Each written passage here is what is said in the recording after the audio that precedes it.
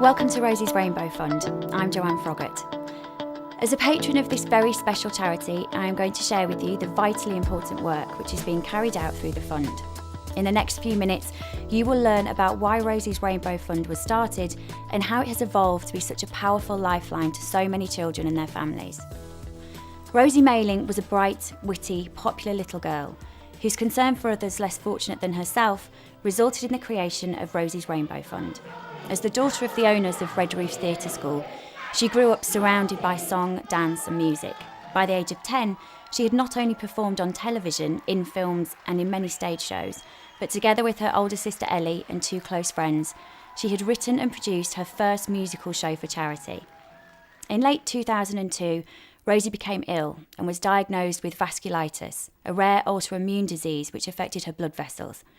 During the following long months in the John Radcliffe Children's Hospital at Oxford, Rosie announced one day, "Mummy, when I'm better, I'm going to raise money for the children in this hospital." Rosie died tragically in hospital in May 2003, aged only 11 years and 5 months. Rosie's parents founded the charity to honour Rosie's wishes. Her stripy tights and her love of colour were the inspiration for the name Rosie's Rainbow Fund. All that we strive to achieve through the work of Rosie's Rainbow stems from our own personal first-hand experience of the difficulties and intolerable stress that we experienced as parents of a sick child.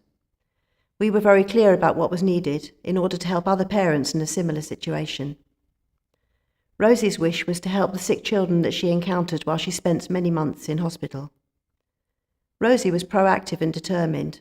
She lived her life to the full, and her motto we heard so often was, "Don't just talk about it, do it." And so in honour of our daughter, we did it. And this is what we do. For Rosie and the other children, days were long and tedious, sometimes very frightening and stressful. There was never enough to keep them occupied. And so Rosie's Rainbow introduced music therapy. Music therapy gives a chance for children to be able to play and express themselves freely.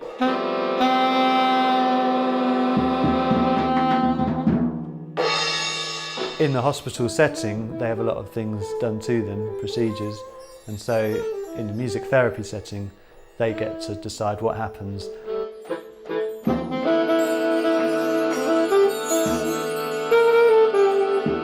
Whenever you hear music playing, everybody is very curious to know really who's playing it and what's going on.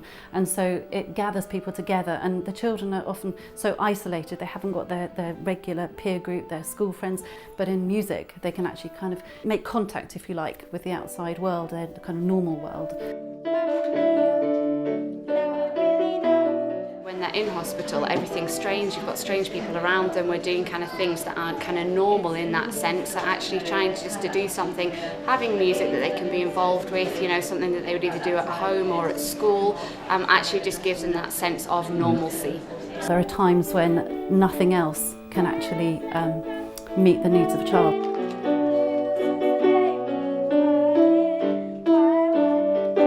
There's something about music, I feel, that kind of touches the very spirit of a child, even when they're very poorly. There's a boy I'm working with at the moment in the spinal injury unit who loves making music. He's young, so his language isn't very well developed, and he's also from another country, so therefore English doesn't come naturally to him. So to be able to communicate through sound, through music, and not have to think about words is very important, I think, to him.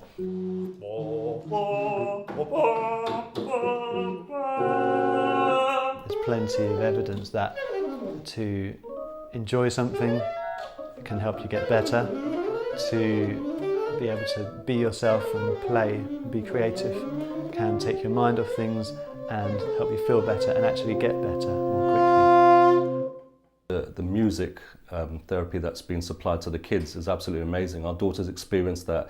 So when she hasn't been too well and she can't get out of hospital because of the treatment that she's on, and she's quite poorly, what's fantastic is that, you know, Rosie's Rainbow Fund can bring the music across to the bed. And more importantly, when she has had the strength to get up and walk around, she actually jumps to the chance of coming to, you know, the music room and playing the music, and, you know, big smile on her face is absolutely heartwarming to all of us. So really appreciate it for that. Rosie's interest in helping those less fortunate than herself resulted in her raising money for a young disabled girl called Ella.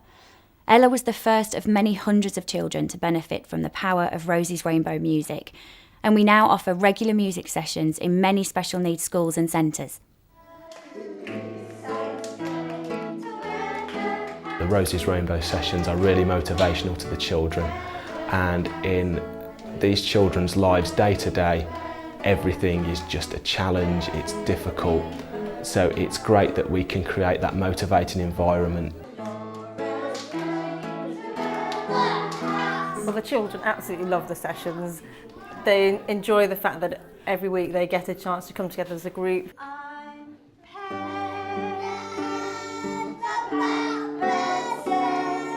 They all know when music is on a Wednesdays, they all know that it's with Paulina and it's Rosie's Rainbow, they know all the songs.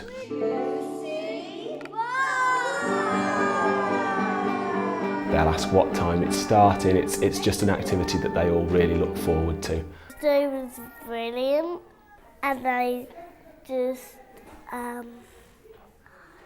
do lovely singing them, and makes me feel good. I feel that when I walk in, it's something very, very special to represent Rosie's Rainbow, and I'm very proud to be part of it. Spending many months in hospital with Rosie was a lonely and terrifying time for her parents. The excellent staff were there for the children, but there was a desperate need for the care and support of exhausted and frightened parents and their families. I'm just going to pop some oil on your back. My role is to provide the parents who have seriously ill children time out and away from the ward. And then I'll just do a few pressure points. It's very important that they have this time because it's a very stressful time in hospital. Many of them are away from home and away from their other children. Some have lost their jobs and some are still struggling to come to terms with their child's illness.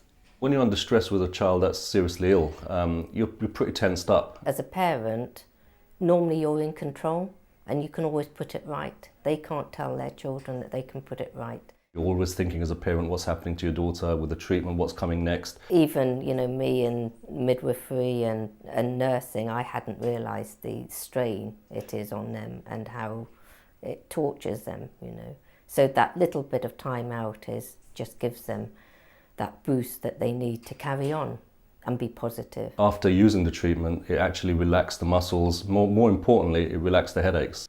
And that was a great relief to walk out of a therapy room and go back into the ward feeling so much better, which helps with your rest of your day when you're looking after your child.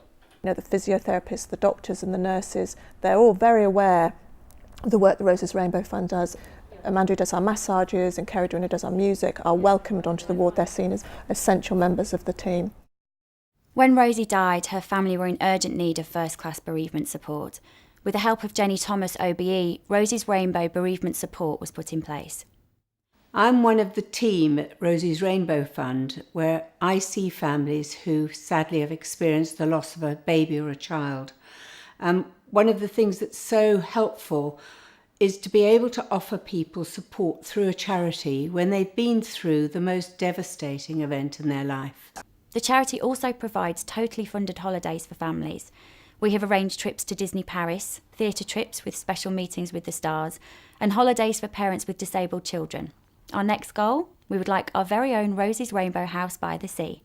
There's some children here that have quite unusual things, are in for a long time, and aren't often able to access some of these other charities because their child might have something quite rare or unusual, and that funding is not there for them. So where Rosie's Rainbow Fund is concerned, it doesn't matter. It doesn't matter what's wrong with the child. What's important is that child and family, and how can we help them through this difficult journey. I knew Rosie. I helped to look after Rosie and met her when she was poorly, and we used to have chats about things that you can do in hospital. And Rosie's Rainbow Fund, has grown from that to this fantastic charity that it is now. And I'm sure, Rosie would be absolutely thrilled to see what the legacy that she's left. So, what can you do to help? You can donate directly through Virgin Giving or visit our website. Please like and share our Facebook page or follow us on Twitter. You could always set up your own fundraising page. Every little helps. You could volunteer to help us at events or run bucket collections, run a cake sale, car boot sale, run a marathon, a coffee morning, mufti day, or even put on a show. Add us to a will or legacy, ask your business or school to nominate us. Literally everything and anything you can do will help us. No amount raised is too small. Also, remember to ask us about gift aid. I look forward to seeing you at one of our events, and thank you in advance for your help. It really does make a difference.